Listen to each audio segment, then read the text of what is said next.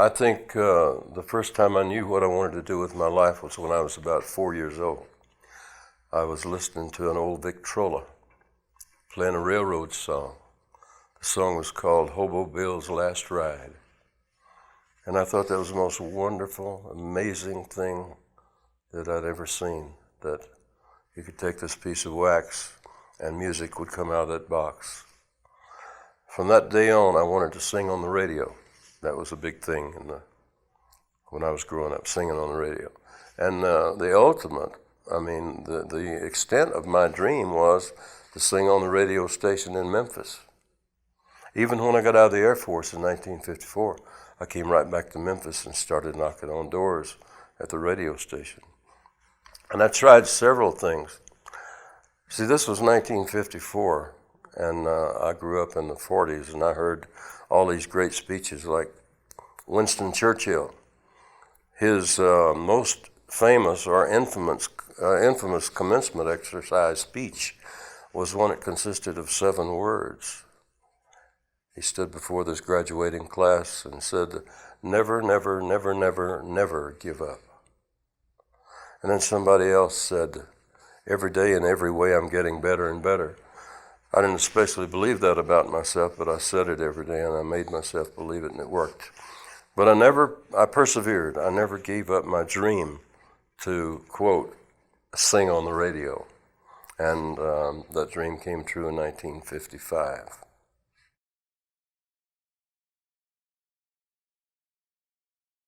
Sam Phillips at Sun Records. There was a label called Sun Records in Memphis that was pretty hot with Elvis Presley and 2 or 3 locally well-known country acts and some black blues and gospel singers.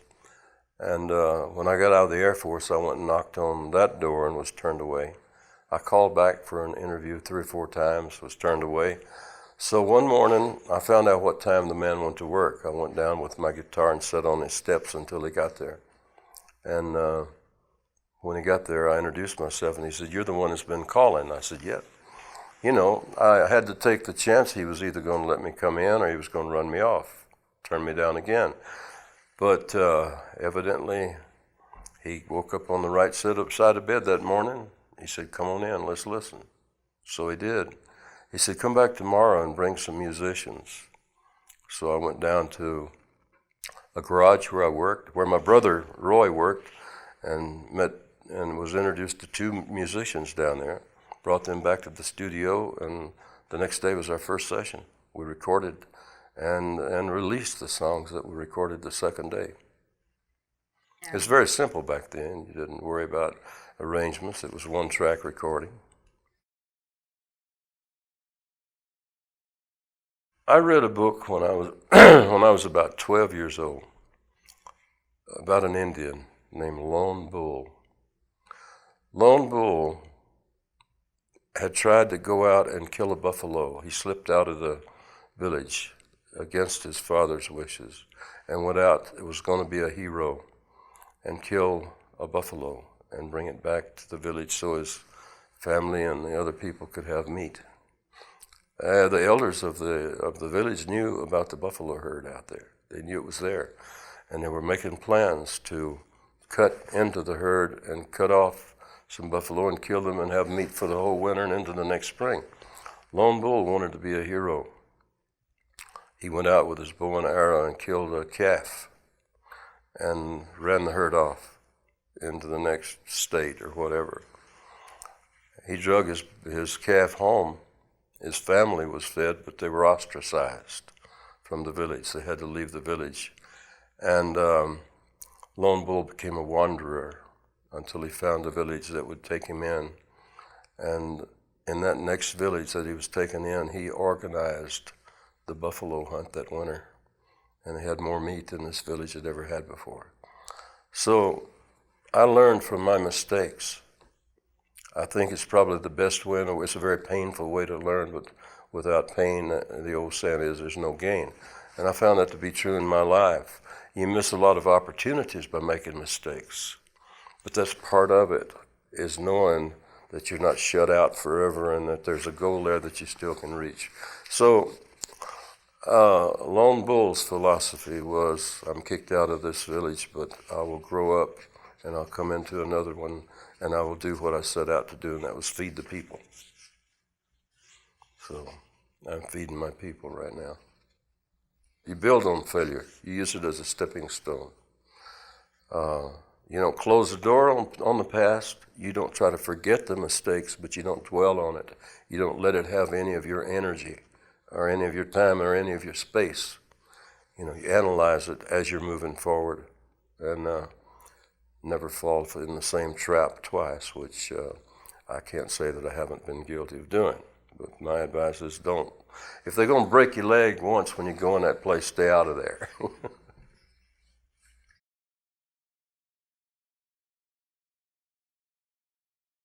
In my little world there in northeast Arkansas on the cotton farm, it was my brother Jack. He was kind of my inspiration, but he was 2 years older than I, and he was killed at the age of 14. I always wanted to be like him. And throughout the year, he was a strong person. He was a Bible student. He was in perfect shape physically. I always wanted to be like him. And when he died, my best friend was still my mother, and she always encouraged me to sing. Matter of fact, we were very poor, and she took in washing from the school teachers, washed their clothes to make money to give me singing lessons, voice lessons. After about 3 lessons, the voice teacher said, "Don't take voice lessons, do it your way." So I was glad for my mother that I didn't have to take them. My father was a man of love. He always loved me to death. We worked hard in the fields, but my father never hit me. I don't ever remember a really cross, unkind word from my father. He was a good, strong man, provided for his family. That was his sole purpose in life when I was growing up. And my mother, she was the musically inclined in the family. She played a little guitar and piano and loved to sing. And from the time I started trying to sing when I was a kid, she always encouraged me to do it. And I told her when I was about 12 I was going to sing on the radio, and she encouraged that dream. Musically, my inspirations were whoever was popular on the radio: Jimmy Rogers, the Carter family, which is my wife's family, black blues, black gospel, and gospel and white gospel groups like the Blackwood Brothers and the Chuck Wagon Gang, but cowboy singers like Gene Autry and Bob Wills. I like the image of the man with the white hat correcting all the wrongs out there. It goes back to that music teacher when I was 12 years old. After the 3rd lesson, she said, sing I forget the name of the popular country song of the day. I think it was a Hank Williams. No, it was too early for Hank Williams, I guess. But whatever the song was, I didn't sing it like the artist that sang it on the radio. And she said, "You're a song stylist." Said, "Always do it your way." And from the age of 12, I didn't forget that was the way I had to do it, because it was the way it was with me. I had to do it my way. I couldn't reach those notes singing those great songs like a lot of those singers could, but I could do it my way, and the way it felt good to me. And that's what music is all about: emotion.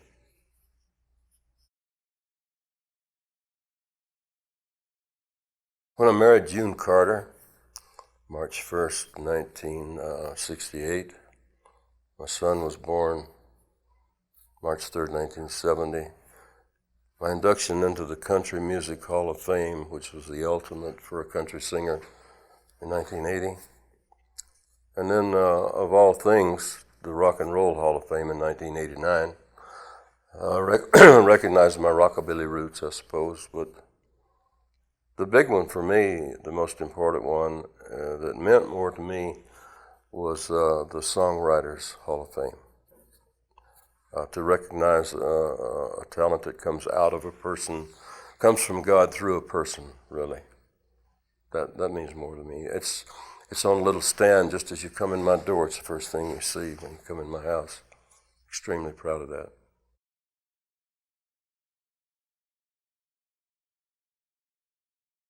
To know who you are and what you do, and then to have faith in your ability to do it. First of all, you gotta kind of know your limitations. In music business, you're talking about, kind of know what your limitations are. Like I found out what mine were when I was 12.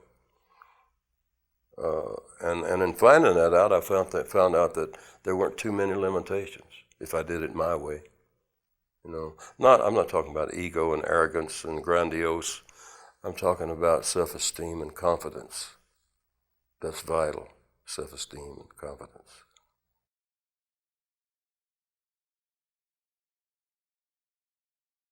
I think Sam Phillips saw the originality in my difference. Matter of fact, he said so. I think that's what it was all about with Sam Phillips and me. That's why he said, bring some musicians tomorrow and let's record after he heard me the first day. He heard something that was different, not necessarily something that was good or exceptional or even good, but different. And he had had a lot of success recording people that sounded different. It's like a novelist writing far out things. If it makes a point, makes sense, then people like to read that, but if it gets off into left field and goes over the edge, you lose it. Same with musical talent, I think. If you can hold your listener, hold their attention, and sure you know what you're doing, and know that you're communicating. Performance is communicating. You got to communicate. If you got a song you're singing from your gut, you want that audience to feel it in their gut. And you got to make them think that you're one of them sitting out there with them too. They got to be able to relate to what you're doing.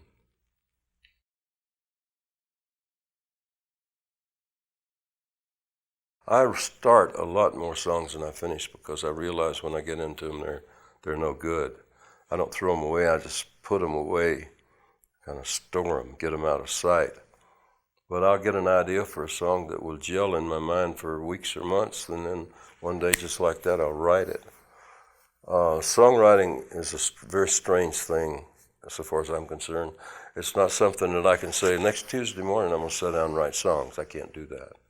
Can't, no way. If I say I'm going to the country and take a walk in the woods next Tuesday, then the probability is next Tuesday night I can write a song. Creative people have to be fed from the divine source. I do. I have to get fed. I have to get filled up in order to pour out. Really have to.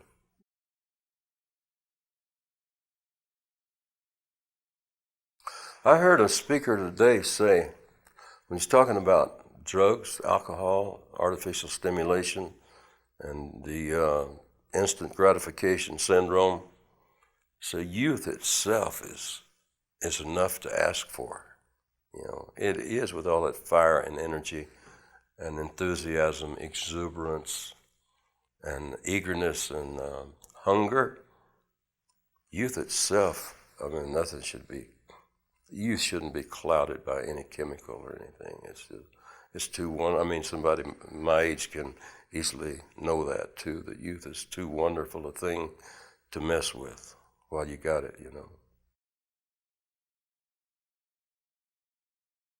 I graduated from high school in 1950 in a little town in Arkansas. Actually, it was the biggest, what they call cooperative school in the state. For a small country town, there were 1,100 students in this school. And I graduated as the vice president of my class. I wasn't all that high scholastically because I was writing a lot of poems and stories and songs at the time that I should have been studying more. The school was really important for me, and I was so disappointed in myself that I didn't make really good grades in math. On all the other subjects, I did very well. But school was really important to me. My parents, my mother and father, I think they had an 8th grade education, which was adequate for what they did with their lives then. But they wanted me, and they drilled in me, I had to graduate from high school.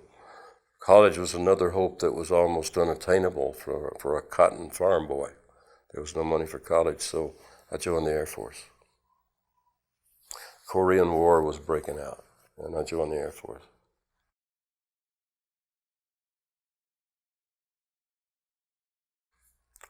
I don't set my goals too high now at this time in my life. My goals are to live each day and to keep doing what we're doing.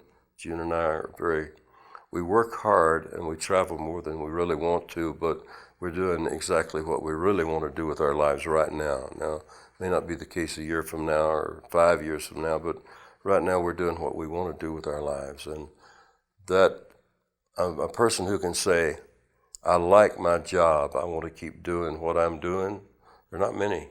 There are not too many. People always want to move on to something else. We do a little acting. We did a TV Western that both of us are in, and we've done 7 movie of the week for television, and we do that once in a while. We do TV specials and appearances like are coming up in Washington for the 4th of July celebration, things, kind of high points of the year, like this Academy of Achievement is a high point of our year for us.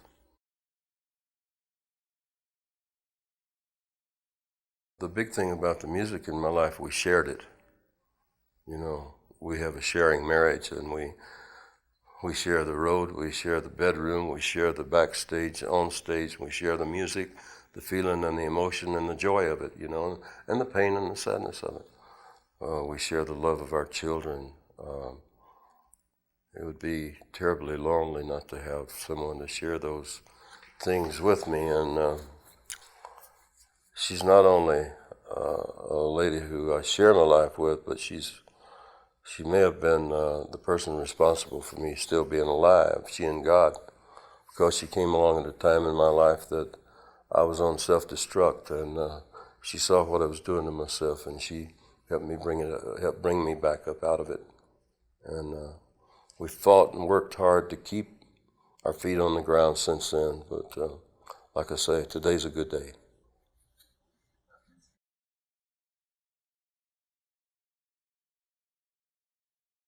I would like to have been on that mountain when Jesus was preaching.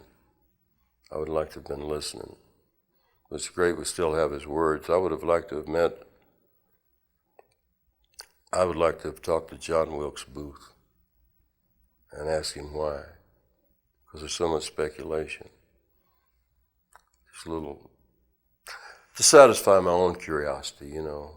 Off the top of my head, I can't think of any one particular person I'd like to talk to, but there are a lot of them I would, yeah. I'd like to talk to Pontius Pilate. I'd like to talk to the Apostle Paul. I wrote a book called Man in Black, and in the foreword of that book, I said this book is dedicated to E.J. Carter. That's my wife's father, who taught me to love the Word. He was a theologian, and he got me into Bible history and the Bible commentaries.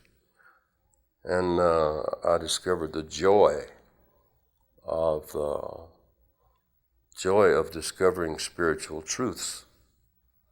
And it is a great joy, and the Bible is the source of the greatest joy of that. It's a great moral stabilizer in a world run amok. You know, it's an anchor for my own conscience and my own mind and for my own life. It keeps my feet on the ground, usually. And it answers the question, it gives you the answer to every problem you're facing, if you look for it. I found that out. God loved us. That's why he created us and he gave us free will, kind of like a farmer watching his chickens to see what they're going to do. But his desire is that we all come back to him. That's the way I think. That's my God.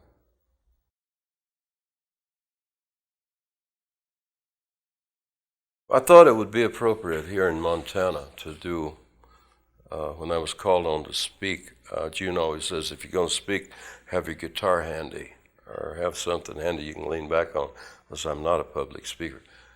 I had in my pocket this poem written by a guy named Badger Clark in the 30s called A Cowboy's Prayer.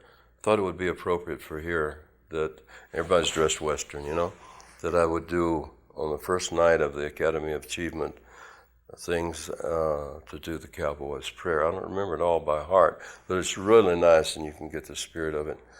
Lord, I've never lived where churches grow. I've loved creation better as it stood.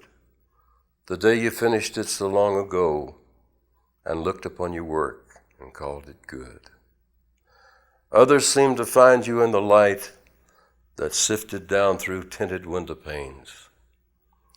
And yet I feel your presence here tonight in this dim, quiet starlight on the plains. That's part of the Cowboy's prayer.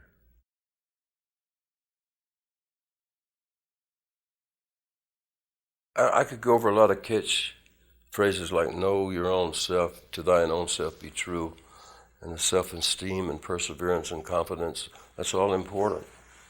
But the first thing is to know what you want to do. Set that goal out there and never lose sight of it and work toward it. And know that there are going to be byways and sidetracks. But keep persevering and keep on and do what you know that you want to do. It's something that has to be worked out with all that youthful vigor and energy and all the different things the mind can think about and meditate on. A person knows when it just seems to feel right to them, something they want to do. Feelings still got a lot to do with it.